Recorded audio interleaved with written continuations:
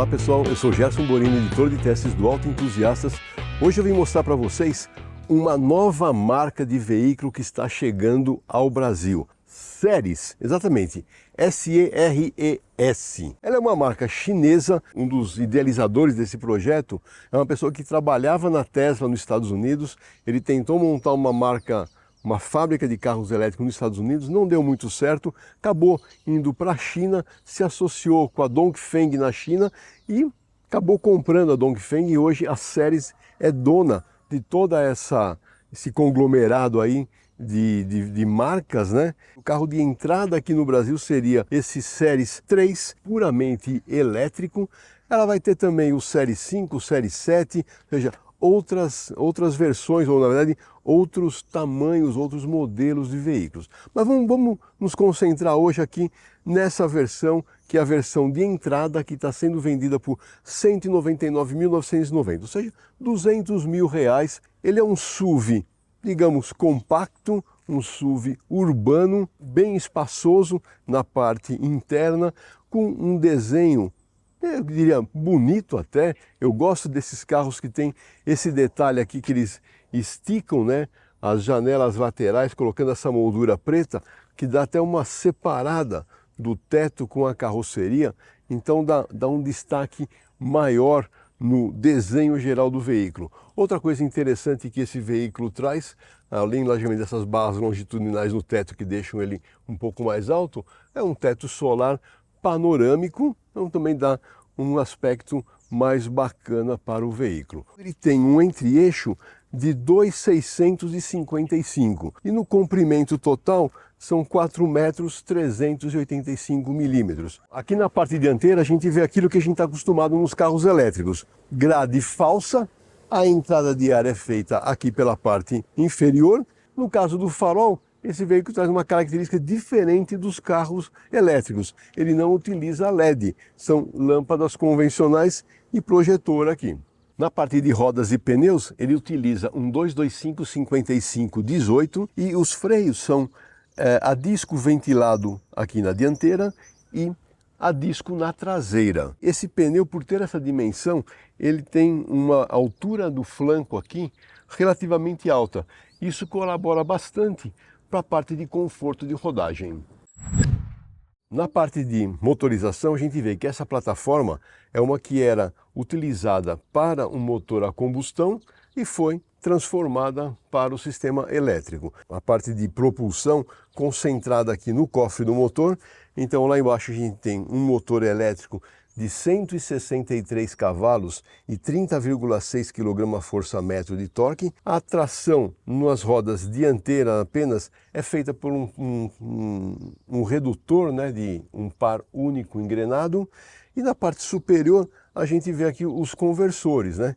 Esse aqui é o conversor principal, que a gente vê que ele tem uma entrada de 2 cabos aqui pela traseira, que são os cabos que vêm da bateria, com energia, com corrente contínua. E na parte de baixo dele, aqui por trás dessa tampa, a gente vê a saída de 3 fios, né, 3 cabos, que seria a conversão para corrente alternada e saindo em trifásico para o motor elétrico. Bom, e outro detalhe interessante que a gente vê é que são 3 reservatórios de água para sistema de arrefecimento.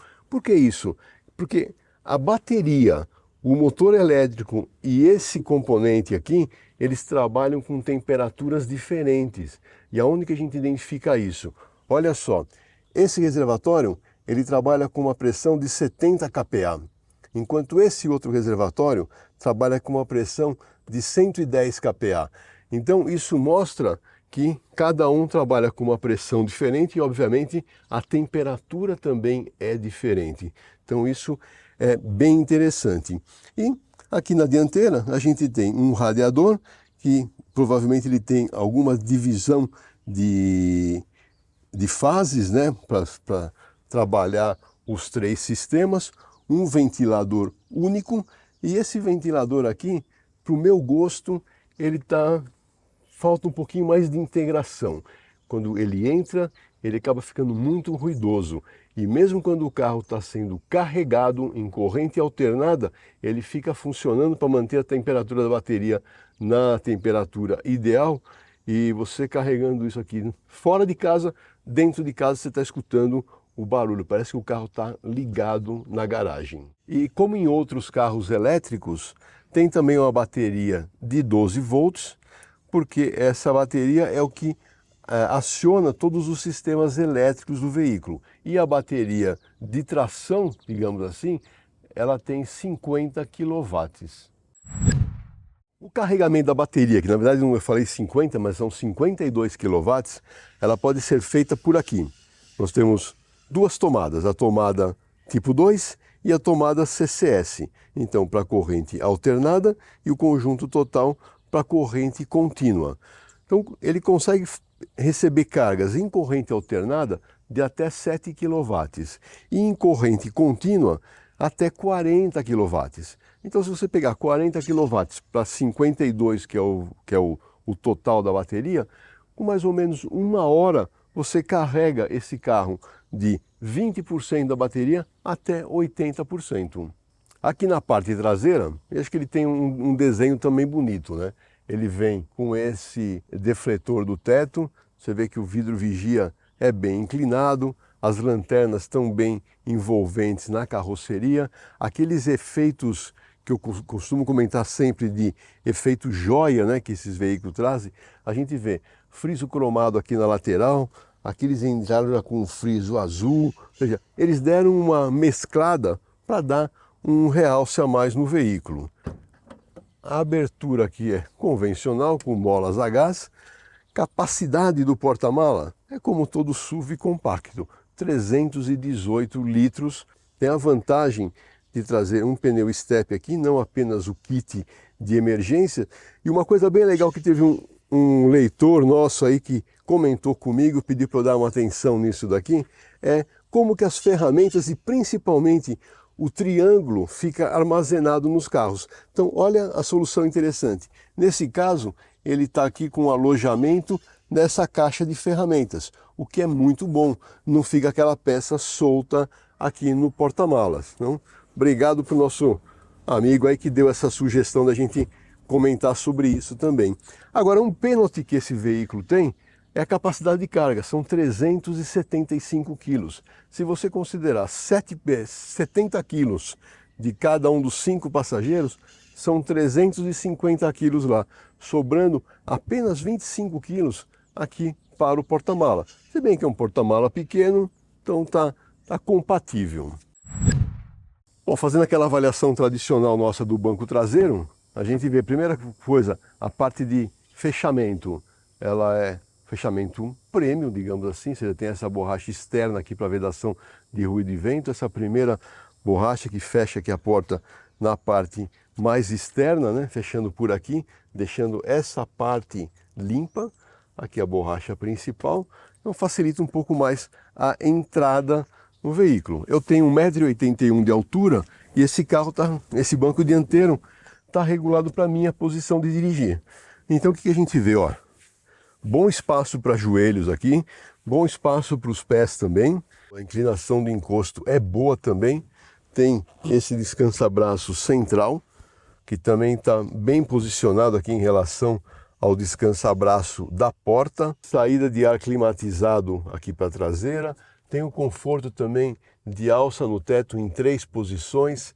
Esse teto solar panorâmico, vê que ele abre até aqui no banco traseiro, é outro destaque que dá maior claridade para esse interior que é bem escuro, né, com esse pretinho básico aqui que se utiliza. É um revestimento bem bacana também, vê que tem diferenças de textura, boas costuras também que dão um destaque a mais. Ou seja, aqui ó, maçanetas internas em cromada que facilita encontrá-las à noite. A chave do carro até que ela é bem interessante, ó. Tem meio que um formatinho do carro, né? Copiando um Porsche da vida aí, né? Tem um carregador por indução. O pareamento de Apple CarPlay e Android Auto é feito sem fio. Sistema de ar-condicionado digital automático de uma zona, com aquela saída para trás que a gente já viu. Painel também, ele tem aquele esqueminha que muita gente gosta de ser almofadado. Para quem gosta de sentar no painel é ótimo, né? Volante de direção revestido de couro.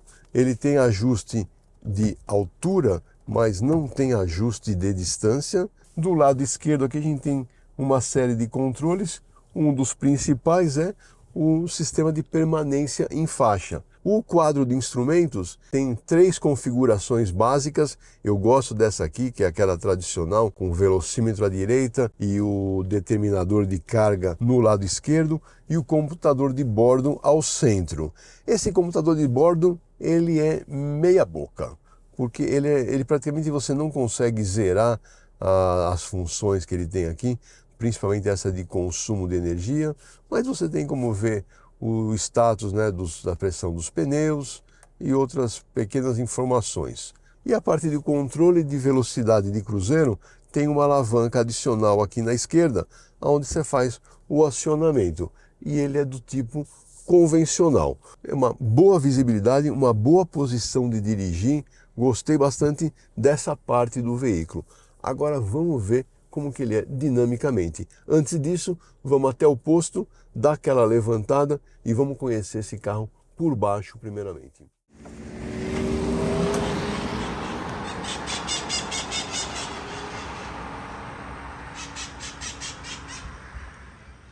Chegamos aqui no posto Avenida Sousas, em Sousas, e vamos fazer aquela verificação técnica por baixo do veículo. Primeira coisa que a gente vê, a parte frontal, ele tem uma boa altura em relação ao solo. Então ele não mostra nenhuma interferência. Nessa parte frontal aqui a gente vê um fechamento aqui da parte do motor, com esse fechamento em plástico. É mais uma proteção para impurezas e, logicamente, para deixar o fluxo de ar mais laminar. O mesmo que acontece com esse defletor aqui na frente da roda. A suspensão é bem convencional, do tipo de um SUV compacto. A gente tem um sub-chassis, suspensão dianteira do tipo McPherson. A gente vê esse braço de controle inferior, ele tem um reforço adicional aqui, uma bucha horizontal aqui que é a de controle, e a traseira é uma bucha vertical, que dá mais conforto, e a gente vai ver que realmente nessa parte de conforto e aspereza, o carro ficou bom mesmo, né? O articulador, ele é prensado na ponta do braço, isso dificulta um pouco a parte de manutenção, mas é normal, né? Que barra anti-rolagem, mola helicoidal. Os amortecedores são pressurizados, mas eles não têm o stop hidráulico. Com isso, dependendo da lombada que a gente passa, a gente escuta queda de roda, tanto na dianteira quanto na traseira. O fundo do veículo é totalmente plano, justamente pela bateria que está aqui. Eu diria que ela tem como se fosse um chassi bem resistente aqui nessa parte inferior, e pela parte de cima ela tem uma capa. Na suspensão traseira também utiliza o convencional de um SUV compacto. Um eixo de torção, aqui a viga do eixo. No interior da viga a gente tem uma barra para aumentar a rigidez torsional desse eixo. E aqui o básico, né? Uma mola helicoidal, um batente em celasto e o amortecedor pressurizado. Esse é o atuador do freio de estacionamento, é o atuador eletromecânico, e os cabos, todos que você vê num carro elétrico, esses cabos laranjas são cabos de alta tensão. Então é bom não ficar botando muito a mão nele, que pode levar um tranco nisso daí. Agora que a gente já conheceu por baixo aqui, vamos voltar para a estrada e conhecer lá. Bom, estamos chegando de volta aqui em Joaquim Egídio. A gente já vai entrar aqui naquele trecho de paralelepípedo.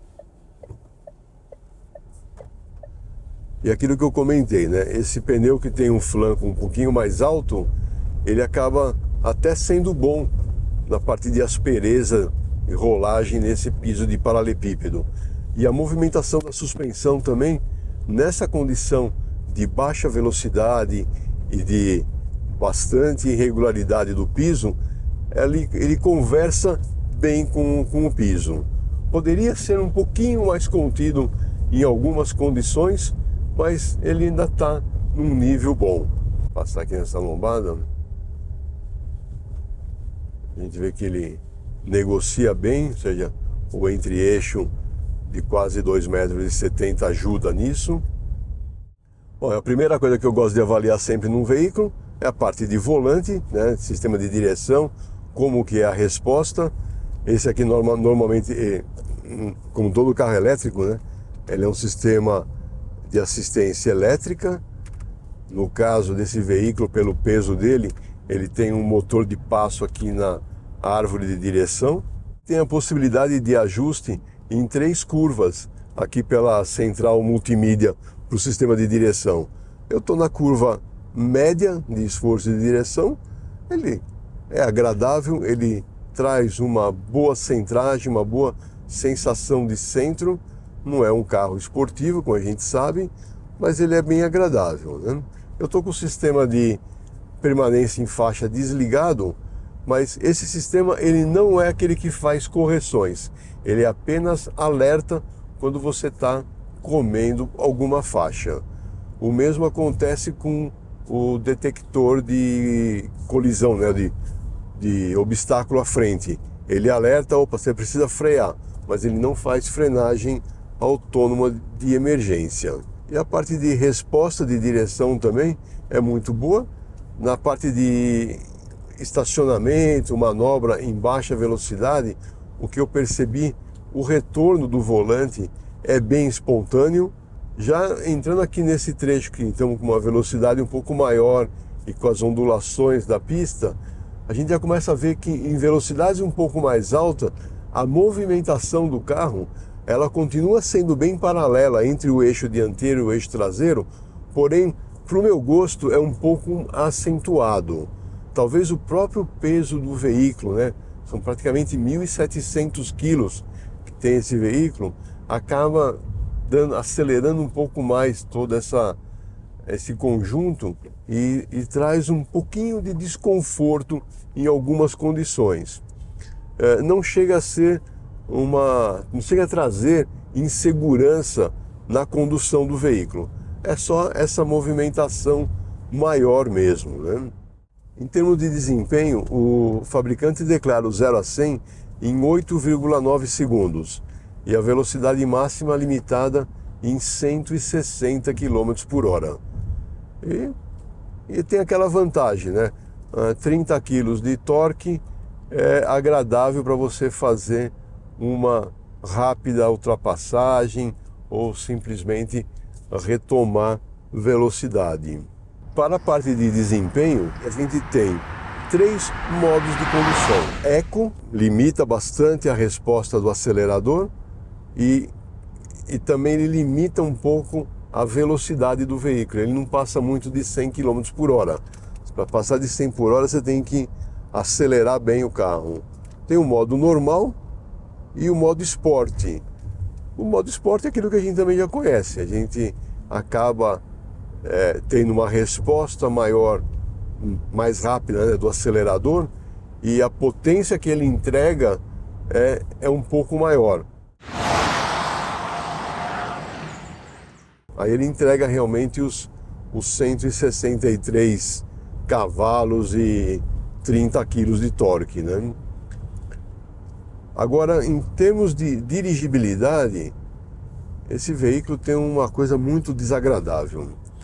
Ele tem 3 modos também de ajuste da regeneração. Então aquele freio regenerativo que quando você tira o pé do acelerador, ele passa a regenerar a energia. Ele tem 3 níveis, médio, alto e baixo. Quando você está num nível mais alto de regeneração, o que acontece? Qualquer tirada de pé que você dá, ele entra em uma regeneração um pouco mais forte. Porém, tem um atraso para entrar essa regeneração, que causa um desconforto. É um atraso, sei lá, de meio segundo, não chega a 1 segundo de atraso na hora que você tira o pé. Então você vai tirando o pé esperando que entra a regeneração, ela não entra. De repente, ela entra mais do que você queria. Aí você devolve o acelerador. No que você devolve o acelerador, ele acelera mais do que você queria. Então você não consegue fazer a modulação nesse ponto de manter aonde você quer. Ele não tem a condição de condução com um pedal só, como outros elétricos têm. Então isso acaba prejudicando um pouco a dirigibilidade, tanto na parte de cidade quanto na parte de estrada, porque se você quer manter uma velocidade constante, você não consegue modular bem isso. A melhor coisa para fazer é conectar o controle de velocidade de cruzeiro. Em termos de estabilidade, eu gostei da capacidade de fazer curva que ele apresenta. Aquele negócio, né? As baterias aqui embaixo do assoalho, elas deixam o centro de gravidade baixo do veículo, então você força um pouquinho mais nas curvas aqui, você não vê uma rolagem muito acentuada da carroceria, ele vai bem nesse aspecto. E aqui nesse asfalto novo, mais liso, a gente vê também que a parte de ruído de rodagem é uma coisa que não incomoda. Você sente um pouquinho de uma turbulência de vento, né, passando pelo carro, mas nada que seja incômodo. E talvez o maior ruído que vem aqui para dentro do veículo ainda é aquilo que eu comentei na apresentação lá fora. É o ventilador ali na frente, ele está o tempo todo funcionando para manter as baterias, todo o sistema elétrico na temperatura ideal. Então ele acaba trazendo um pouco desse ruído para dentro aqui do carro. E na parte de freios, eu já falei da desaceleração que incomoda um pouco pelo pedal de freio, não acontece o mesmo com a parte de freio, né? Na hora que você aplica o freio, você vê aqui a progressão da regeneração de energia no painel, né? Você tem uma boa modulação do pedal de freio, ele é bem aqui, ó, você aumentou, diminuiu a modulação, aí fica legal, você vai controlando a desaceleração pelo pedal do freio, aí não tem problema. Então, para uma descida de serra, por exemplo, deve ser um pouco mais tranquilo de fazer, né?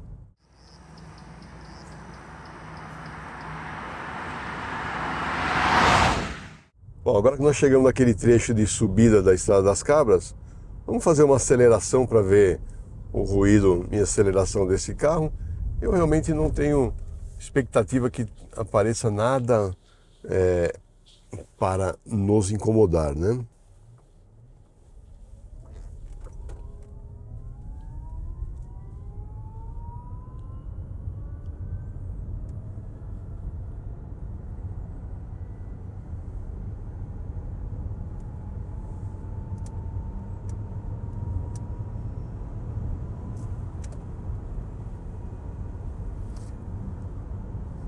Muito bem, como a gente esperava, o ruído está dentro daquele padrão bem aceitável, bem linear de um carro elétrico. Mesmo acelerando em modo esporte, você não vê nenhuma frequência sobressaindo, nenhum nível mais alto de ruído, ele acaba ficando bem agradável.